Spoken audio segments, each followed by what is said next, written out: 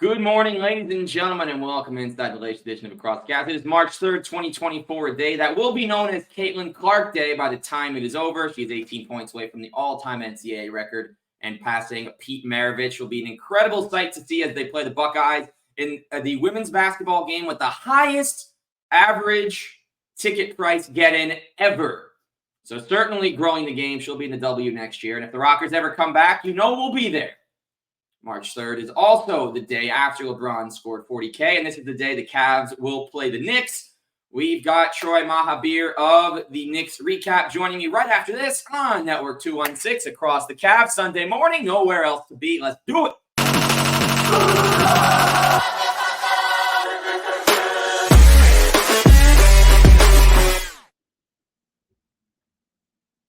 All right, folks, here he is in the flesh, Troy Mahabir, a.k.a. Recap of Knicks Recap. Troy, we started talking back in October. The Cavs finally play the Knicks. We can finally do this, and I'm glad that we're here.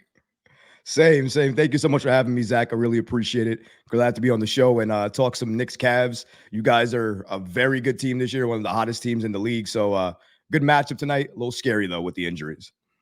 Yeah, so the Knicks, starting right off the bat, the Knicks will be without Julius Randle. I was going to say Jalen Brunson. He's fine. Julius Randle is going to be out along with OG Anunoby and Mitchell Robinson, which would make up 3/5 of a fully healthy Knicks starting lineup. But while these guys have been out, we've seen the emergence of guys. Jericho Sims has reemerged recently. Isaiah Hartenstein has stepped up. Dante DiVincenzo is looking like the guy he was on Nova's championship run, and earning him the Nova status next to Nova All-Star. Jalen Brunson, right? You've had Precious Achiuwa looking like more than just the throw-in, who I always thought he'd be more than the throw-in. And I'm not using my LeBron. I always knew. I knew Precious Achiuwa was going to be a good fit on the Knicks if he just got minutes. Because when he started out on the Raptors, he was a starter. He was playing 25, 30 minutes right after the trade that those two teams made in the Kyle Lowry deal years ago. But with those injuries, Troy, how have you liked, even still, how the Knicks have played? Adding Bojan and Burks, McBride has stepped up, and it seems that they're still a very, very competitive bunch. Yeah, so, I mean, first, the good news is with the Knicks is that the identity that they have, that defensive identity, that culture, that next man up mentality is always there. Thankfully, no matter who's playing. That's why we're talking about Precious Achiuwa, the throw-in that turned into the steal of the trade season. That's exactly what he is, and that's because he's getting the minutes. He didn't get the minutes, it would be the steal. Only getting the minutes because we're so injured right now with all these injuries. We're trying to float. Everybody's supposed to return for the Knicks this month in March. The time frames are very different, though. Julius may be end of the month. OG might be the middle of the month. Mitchell Robinson's a question mark. When you get those guys back, you add to the depth. When you add to the depth, then you have to get the chemistry right. So even though they're not healthy now, I'm happy for the future because I saw what the Knicks are doing in January when we didn't even make the trade yet to see Burks, Bojan, and Randle play together. That, for me, is one of the biggest things we haven't seen. Mitchell Robinson, OG, haven't been able to see that yet either, and I want to be able to see that. So the hope for the future is amazing, great. To get there, though, has been a very, very difficult road because you can't keep putting it on Jalen. Jalen has one of the highest usage rates in the entire league. I think it's at 34-point-something%. That's higher than Giannis, Luka, Tatum, all of these guys. He's playing more minutes and being used more than them. Going into the playoffs, if this continues to happen, our team will get worse before he gets better. You speak about injuries as well, too. Isaiah Hartenstein, somebody else who stepped up when Mitchell Robinson's been out. He's dealing with the sore Achilles. He actually admitted recently that he should not have come back as early as he did. So we have a couple of injuries we're still dealing with, even as we're talking today, and we're about to face the Cavaliers, one of the best teams in the league. So for me, it's concerning because you guys have the size that can then scare us. The physicality we can't match right now. We don't have the players to match it. And the shooting is the only thing that's going to help us win this game because we can shoot a little bit better than you guys because we have better shooters because we made the trade. But other than that, that's the only way we can win. And that's what concerns me. So it is a little concerning. And you mentioned some of those trade chips and what they bring. What have you thought about the play of Alec Burks? Because he's certainly playing a different role this Knicks tenure than he did in the one a couple of years ago before he ended up in Detroit. Give me a second. I have to drink before I talk about Burks. Oh, no. This is not the Alec Burks that was regarded highly by Knicks fans. You think those few years of tread in Detroit have kind of changed his game and style from the last time? Absolutely. He's not even the same player anymore. He's a chucker. He's forgotten how to pass. He's forgotten how to understand the teammates around the personnel. He played with Detroit. Detroit is one of the worst teams in the league. When you play with a team like that, you turn into a hero ball player because you have to make something happen because nobody else is going to do anything. That's who he turned into. He's on the Knicks now. Jalen's there. Julius is there at points. You're going to have Isaiah Hartenstein there. Dante's there. You have other players there that can actually contribute. It's not only on you. That's why the Knicks signed Shake Milton, in my opinion. They signed Shake Milton yesterday off the buyout market. Yep. The reason they did that is because we need more guard depth. We don't have enough. If Burks was enough, we wouldn't have signed him. If McBride was enough, we wouldn't have signed him. Those two are inconsistent off the bench. And if you're going to be a playoff team, you need to have consistent bench scoring. Against the Cavs, we're going to need to find consistent bench scoring. If we can't find that, LeVert's going to run everywhere on us. We're not going to be able to do anything. So we need to be able to match other benches. We can't match any bench right now. We're too dependent on our starters. In a way, it's the way you guys were last year before you had that bench that you more or less developed and cultivated. Yes. Right now. Who's that guy off the bench shooting crazy threes? Sam what? Sam Merrill, yes, sir. Guy is ridiculous. Ridiculous. And the Knicks, with the way we leave people on threes, he's going to kill us. Our defense is a little bit shaky without our parts there, and we can't drag as many defenders in the paint like we usually do. If Randall was there, we had Jalen there, both of those two, the Cavs would collapse inside. That's what their players do. We'd have the wings open. There's nobody for the Cavs to collapse it inside. They'll let you shoot inside because nobody scares you. Randall's not there to scare you, and you can double Jalen. That's exactly what's going to happen today. I'm worried about that. Jalen already dealing with neck spasm, so he already has injuries to boot. Even though our injury report is, not as crazy right now, the fact that we're missing the pieces that we need to beat a Cavs team is very difficult. It's hard to beat you guys without Randall. It's hard to beat you guys without somebody that I can throw at you and have so many defenders in the paint. I can't do it. So, you guys have just been amazing this year. I hate saying that, by the way. I'm not a Cavs fan. I don't like Cleveland. I'm very happy that we busted you guys last year, but this year seems very different. Donovan Mitchell's playing out of his mind. I think if he wasn't a superstar last year, he has blown that door off of the hinges. Defense, way better. Nobody can say he doesn't play defense anymore. He's just phenomenal in each and every way. My question for you before you get into your show, can we still get Donovan? Can I still steal him away for you guys, or are you guys just locked him up in a cage and he can't come back out anymore? So the way it's been right now feels very much like the end of his Utah tenure, where the regular season success is there. The Cavs were a top 4 home court advantage. Obviously, the Knicks won the first round, but the Cavs are a home court advantage team in round 1. They were good enough with him leading the court to do that. What he's gone out and done since last year is he stepped up and more as a playmaker, and he's had to play fill-in point guard for the last 2 seasons. So he's comfortable doing that. He can play both spots. I think the biggest difference, as you mentioned, is his defense. The way he gets into the passing lane, the way he's almost playing like a free safety at times without actually giving up his matchup. You're seeing 2 to 4 times a game. He's intercepting passes. He's getting them extra possessions. I would say the only situation that leads to Donovan Mitchell in New York, and we were talking about this before the show, should the Cavs fail to advance in the playoffs this year, and if they do so in a lackluster fashion as they did to the Knicks last year, I think the conversation opens up again. But I feel like this is a topic where you really do have to shelve it for the moment. But I think once we get to early April, we see what the matchup's going to be, what the expectations become behind that first-round matchup, because the biggest thing as well is never underestimate your first-round opponent. I don't think the Cavs did that, but I think what myself and 98% of non-Knick fans in the world forget is that the Knicks were embarrassed by the Hawks 2 years prior, then failed to make the playoffs. They worked their asses off to get back into that conversation in the playoffs, and they had to make a statement. No one else really knew the pressure on the Knicks other than the Knicks themselves, and they took that, they ran with it, and they were 2 wins from the conference finals with a banged-up team as well. So with that said, it really is about what you do in April and maybe into May. I personally do think the Cavs have an outside chance at a conference finals berth. It's going to, similar to the Knicks, it's going to take everything they have, because the bottom of the East right now, even those play-in teams, maybe outside of whoever gets 8, whoever gets 7, the teams that are in that mix, and you look right ahead at the likes of the Pacers and the Heat hanging around right there, it's going to be a terrible matchup, because the Pacers are the only team that has been comfortable against the likes of Boston in the league this year, and they might be a first-round matchup for the Cavs. They shoot at every position. They space at every position.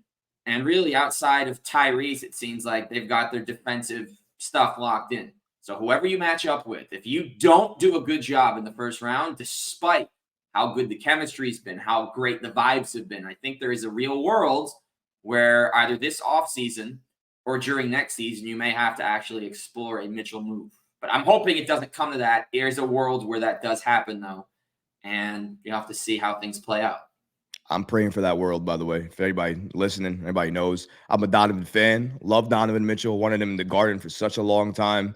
I'm praying for the Cavs' downfall and failure, just so you know, Zach. I want you guys to fail, fall right on your face, not succeed, because that's the only way I get Donovan. But you guys have shut me up all season long. Cannot say anything about you guys. You guys are a dominant team. Today's game is going to be won on a couple of things. But like I said, the only way the Knicks can beat you guys today is if we shoot better than you. We're not going to be able to do it inside the paint. It's impossible. Especially if you have Donovan there. Donovan's going to be able to draw 2-3 defenders himself. The way he passes the ball as well, too. He should be your point guard. I think you guys already know that. He's phenomenal. Phenomenal. If you guys do look to lock down Donovan, I would probably get rid of Garland at this point. Garland, for me, at this point, sounds redundant. And he doesn't seem like he has that same impact since he ever came back. He has a couple of strong games, don't get me wrong. Still passing the ball fairly well, but there's something about that dynamic that doesn't look the same when he runs it and plays like that versus when Donovan does it. The attention is just so much more different. And I think that's the reason why you want Donovan doing it. But hey, you want to let Garland do it. I have no problem with that. It's easier to game plan for Donovan when he plays two guard anyways, honestly. So I'd rather you do that, in my opinion. But today's game at 7. Is it 7:30 or 7? 7 o'clock, baby. 7 p.m. It's going to be very interesting for the Knicks. We need this W more than the Cavs do, actually. The Cavs won. They're still winning. The Knicks have dropped so many games, have a losing record in February. March is already hard for us. We're not getting any of our players back until maybe April to have a full roster. That's no chemistry. We have to build up to that for the playoffs. The Knicks are in a very bad spot right now. Every game for us matters way more than you guys because we're a couple games right before the play-in right now. We lose 2 more games, we're number 7. We can't have that. So you might be the better team today. I can admit that. But we need this game more than you. So I hope that this Knicks team, I think they understand that as well too, comes out and looks to shoot you guys out of the gym. Dante's going to have to light you. Bojan's going to have to light you. All of these guys are going to have to light you up. I think we have the firepower to do it. I don't think you have the defenders enough to stop us if we get hot, but it's all about if we get hot. If we don't get hot, you're going to smoke us. That's the concern. Well, I think both teams, just looking at the standings, Troy, there's a lot at stake. So if on the Cavs side, they're tied with the Bucks right now. They're close to the tiebreaker for the season. They have this identical record to the Bucks, so they're tied for second. Then there's a 4.5 game gap. There is only 1.5 games separating 4 from 8 in the East. The top 8 is pretty much set with those teams, with Chicago being almost 6 back of Indy. So the Knicks are a half game up on the Sixers, 1 up on Miami and Orlando, and then 1.5 up on Indy. The Knicks, as mentioned, are the worst of the top 8 in the East, even of the top 10. The Knicks are the worst in the East in that 10-game stretch, 3-7, which has had them losing 5 games on Miami, 4 games on the Magic, 3 games on the Pacers. So I think you look at the standings and what's at stake there.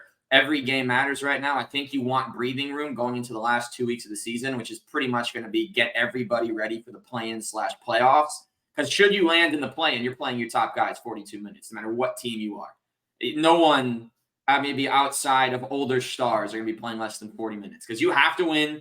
That's your season, right? And as I think we get into this matchup itself, right, you mentioned you don't like the Cavs, and I'm not surprised because a lot of Cavs fans, not myself, I can go – I think the longer you get into a fandom and once you start actually getting on a microphone and talking about a fandom, everything has to be defended and backed up, and I genuinely don't have hostility toward the Knicks. There might be players I don't like. It might be an organization I don't root for because they're in the way of the Cavs, but there's nothing personal. So my question for you, and feel free to speak on other behalf of the Knicks fandom or just yourself and your show and your followers, Troy, but what is your personal Knick perception of the Cleveland Cavaliers right now? As a team in the East or just in general, like you're talking about? Anything, however you want to word it. In terms of a team, the Cavaliers are one of the strongest teams in the Eastern Conference, probably in the NBA right now. with the talent that they have. They're loaded. Cavs fans in general have a strong belief that they can go toe-to-toe with anybody. And I think last year you had the same belief. I think last year was a little bit, dumbfounded. I don't think you could have done that last year. This year, you have more of a point. They played well. I will say though that you fans think that you guys that no matter if you lose a game or something else happens, that you guys are so determined that you guys can still win another handful of games. I think that's a little bit of a false belief. I think sometimes when you lose a game, you have to acknowledge why you lost it and try to make those adjustment and changes. And I think that's why, in my opinion, a new coach is probably needed for you. Bickerstaff, not a bad coach by any means. Like Thibodeau, not a bad coach by any means. But I think we all can see when somebody's run their course. Thibodeau, great coach, run his course. Need somebody else, right? It has to be somebody better because we need to go forward, not backwards. Same thing for the Cavs. You guys are good, but I think you guys are as good as you're ever going to be on the Bickerstaff. You're not going to get better. You need somebody else to make you better, or somebody else to unlock what else this Cavs team can do. Because I don't even think you guys are pulling at the full capacity. You guys are not taking advantage of Donovan enough. Donovan should be one of the main pieces you run for almost every play because he'll draw so many defenders. He's going to take that paint game away from some of the other players. Mobley would probably be even in better position. I'd run more pick and roll between them two, or Jared Allen, who's been phenomenal this year. I'd run way more pick and rolls with those two from Donovan, who would draw all that attention. And if you do that, it'll expose the shooters you guys have, like Strus on the outside, Merrill on the out, whatever that guy's name, Sam Merrill. Is that his name? Sam Merrill. Right. Him on the outside as well too. They need to get easier shots. Right now, they're flanked by so many other defenders. Strus has sometimes two defenders on him when he's taking a shot. You can't have that. You need to be able to spread the ball out more, but also be able to have players buy into what you're doing on one side to open up the core on the other side. The Cavs have a hard time doing that right now because it's coaching. And I've seen it for even last year. It's coaching. When you guys get desperate and cornered, you guys do the exact same thing. It's hero ball. Always hero ball. The Knicks, in a similar way, they rely on Julius and Jalen to get them out of every single pickle. And when you do that at the end of games, you make a choice. I'm going to die with these two. And if sometimes they fail, we're done. So I think the Cavs in general have a great foundation, great organization, couple of things that are missing right now to take them from fringe contenders, I'll call you guys, even though your position's where you're at. You guys have to prove it to me. More than any other team, I think, in the Eastern Conference, maybe also the Knicks as well, too. You have to prove it to me. Because you being where you are doesn't make sense, given the teams that we have. The Knicks being where they are actually doesn't make sense, given the teams that we have. Sorry about that. But if you consider where the Knicks are right now and the Cavs are, the Cleveland Cavaliers have a legitimate chance to make a statement this year beyond anybody else because they're in a position to do it. If they go to the second round after a dominant first round, I absolutely think that the Cavs team, if they lose in a fashion that's not good in the second round, they will switch out coaches. You guys have seen it. I've heard it from your fan base directly. The coaching staff needs a change. You guys do that, you guys may be legit contenders moving forward for years. That's, I think, the only missing piece for the Cavs. You guys have the personnel. You have it already. Yeah, and I think the biggest thing, and there's two interesting points that you bring up. We think about a lot of these top teams and these recent champions, like the Warriors and like the Nuggets and some of these other top teams. And I watched some of the best teams in the league this season, whether it be Minnesota, whether it be OKC, whether it be Denver, the Clippers, obviously all those teams in the West. And I think about the East, right? And I think of a fully healthy Sixers team with both Joel and Maxey, right? And I think of some of these top teams, right? And the way they move the ball. The Bucks are getting there. The way I think of the Celtics and what I don't see from the Knicks and Cavs. And I think what separates unstoppable from very, very good. And look, Max Strus did just have the second longest game winner ever. And we've seen Evan Mobley hit a couple of clutch shots in his career. We've seen Darius and Donovan step up. We've seen Sam Merrill hit clutch shots. We've seen it from a number of guys. But the biggest difference is all these other teams are comfortable calling a play for any of the five players on the court at the end of a game. Whether it's Denver, Jokic gets a double, he'll pass to anybody. KCP can hit the shot.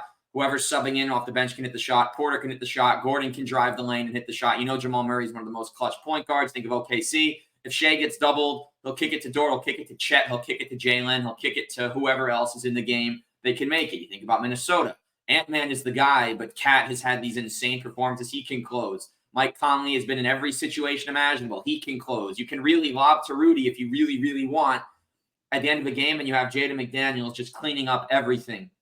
And you think about the Clippers with PG, Kawhi, and obviously they're going to be without Russ for a long period, but he doesn't close. But even still, you think about everything they run. Everyone on the court can score in crunch time, genuinely, which is why they've won. So I think with the Cavs, when Donovan gets doubled, should they double? And yet the big thing for Darius, 15 threes last 2 games, so hopefully that can stick tonight. 1 game with Donovan, 1 without.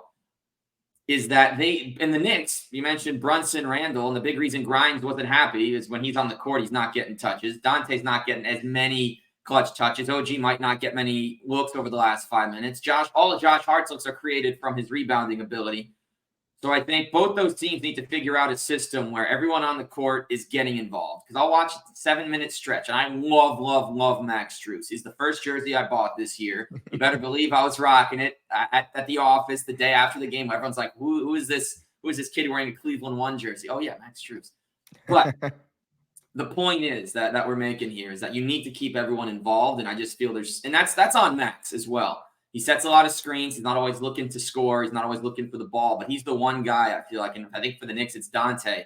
Over the last 5 minutes of a game, he'll set his screens. He'll crash the glass. He'll be aggressive on defense. If he's not touching the ball on offense, I think it's a misuse and it's a disservice. And I think if those guys today, Strus and DiVincenzo, can stay heavily involved in the game plan into those late minutes, I think whichever team does a better job of that could be the one that ultimately wins what I predict to be a very close game, even with the injuries.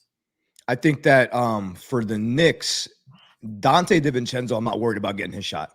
I think in terms of a league leader, him and Steph Curry are actually leading the league in terms of percentage shot. If you've made or attempted, more than 400 attempts of 3-pointers this season. Dante, I think, is at 443. Steph is at 640 something. And Steph's at 41% for that many. Dante's around 41, 42%. So in terms of shooting, Dante has that in bunches. I think the problem that's gonna happen is that how hot are we? If we get to a hot start, it's gonna be hard for you guys to shut that off because we have shooters that if Dante is not hot, everybody else can get hot. It's also gonna be up to Jalen Brunson how you guys play him. If you guys play him one-on-one, you guys are probably gonna lose this game. I promise you that. You cannot go one-on-one with Jalen. That doesn't make any sense. He cooks everybody one-on-one. You go Jalen and Brunson one-on-one, you're going to get cooked. You have to double him. That means somebody else from the Knicks is going to have to beat you. The only person I can see that can be able to beat you guys from the Knicks is going to be DiVincenzo. He's the only other person who can do it. We have nobody else. We can hope that Burks can do it and Bojan can do it and all these other guys can do it. But really, it's Dante and Brunson right now. It's nobody else. So if Brunson can't do it, if you guys lock him down, then it has to, you're forcing the action to Dante. And that's okay. That's how you're probably going to win. But if you go one-on-one with Jalen Brunson, he is going to cook your entire team. And I think he steps up to face this Cavs team. I don't know if he doesn't like you guys, has a personal beef with Donovan, no idea. But when he comes to Cleveland or he faces Cleveland, there's something about you guys that makes him switch. And he just plays 1,000% better. Maybe it's the Donovan thing because they always get, compared together. I don't know.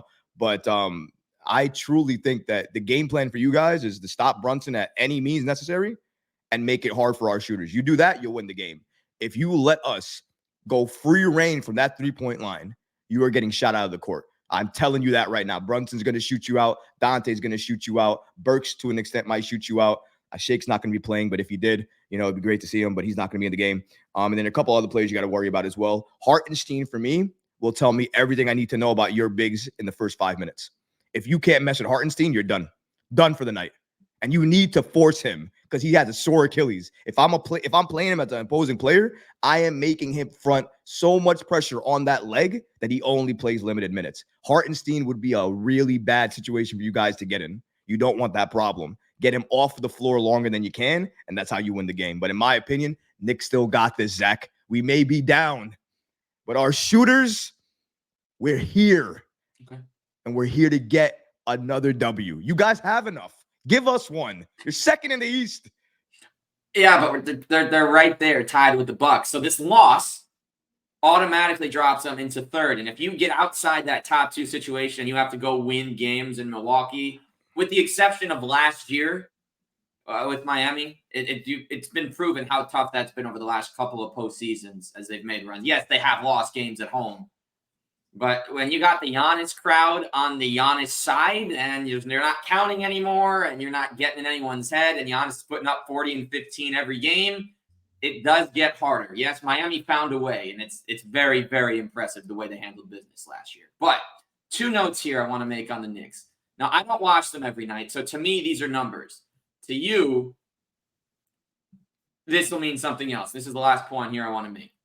Dante DiVincenzo has hit 5 threes in 15 games. The Knicks have a 7-8 record. And yes, those are numbers. My second point, and I'll leave you to answer both, and I'll make my pick, and we'll wrap up. Since scoring 48 against the Cavs in what was an unbelievable game, I remember way too well, from the end of last March, the Knicks did go 1-1 against the Cavs in these matchups. Jalen Brunson had 24, 4-4 on 8 of 23 when they met on November 1st. And then on the day before, the first leg of the back-to-back, he had 19, 5-2 with 5 turnovers, shot 7 of 16. However, we both know what he can do. We do know Dante can shoot. Do either of those stats change any opinion? Or are you saying that's the beginning of the season and now both guys are kind of in rhythm and you can't look at a guy's three-point record against their win-loss? Because I know that's a weird one. I was curious to see that one. I don't think you can compare it just because of the fact of that team then is not the same team now. Team is very different now. The players we had then are gone, not even the same players, and we have better shooters now than we did before. So, Bojan, Alec Burks, all those guys are just better. And you compare that with Dante, his emergence, and Jalen, different team. But it's okay to bring it up because it's good to look at the past, but it's also good to understand that past team is not the same team. So something to think about. But now if you leave Jalen, you can't leave Jalen in the same way anymore. So. Yeah, no, that's a very fair point. It's going to be a fun matchup. I do have the Cavs winning, but I think it's going to be one of those where you're going to be taking that Knicks recap at and might only say Knicks cap because that re is going to be bent because you're going to be nervous and my shirt's not going to be ripped in half. It's going to be like, no, it's going to be way too close. It's going to be a battle. I think it's going to come down to a lot of the things you mentioned. It's going to come down to which guys can step up late, which team shooters will show up, and then ultimately it's can Jalen Brunson score in the last 3-4 minutes of the game? And on the Cavs side, it's can Donovan, should he play, and there's no reason for me to think he sits this one out, should he be able to step up and play his game? So ultimately, I would probably say the Cavs by somewhere from 3 to 6 points, and it could easily flip the other way if Hartenstein's able to get involved on the glass and the Knicks are able to use their big lineup the way the Bulls did a couple of nights ago to just bully the Cavs on the glass. And the one name that I think the true X factor, the one name that'll decide who wins and loses is Josh Hart because his stats are that of a 6'8" player over these last 2 months, not that of a 6'5", 6'6" guard. So he always impresses me when I watch him. He frustrates the hell out of me as a visiting fan, and he's somebody I was hoping the Cavs might sneak in and get at the deadline, but hey, Villanova resides at the Garden, and no one's stopping that. No one's stopping that. Absolutely. And I hope today, even though you guys want the W, like I said, the basketball gods know the Knicks need it. You guys don't need it. The basketball gods know the Knicks need it. So I hope they turn that victory into us. And if they do, I'll be taking a picture with this hat, and I'll cover this part right here where it says recap. And I'll just let it say that. And I'll just say rule after that. Because that's what I'm hoping to happen this season. But we'll see what happens later on today. Zach, it was great talking to you today. I really appreciate you having me on. And thank you so much for the show today. It was great. I love talking to you about the Cavs. You're always a great person and great host to speak with. But I think we already know. My Knicks got this. So. Okay. And Troy, where can we find your work with the Knicks recap? I'm everywhere, man. You can find me on Twitter at the Knicks Recap. You can find me on Instagram, on Facebook, and already on YouTube at the moment as we speak. Close to 10,000 subscribers, getting real close to that number. So hopefully we can get there very, very soon and looking to push boundaries as we continue moving forward. All right. Troy Mahabir of the Knicks Recap. Zach West with you as always across the Cavs. Knicks and Cavs, 7 o'clock tonight. Be there or don't. You're missing a great one. Otherwise, we're back with you real soon.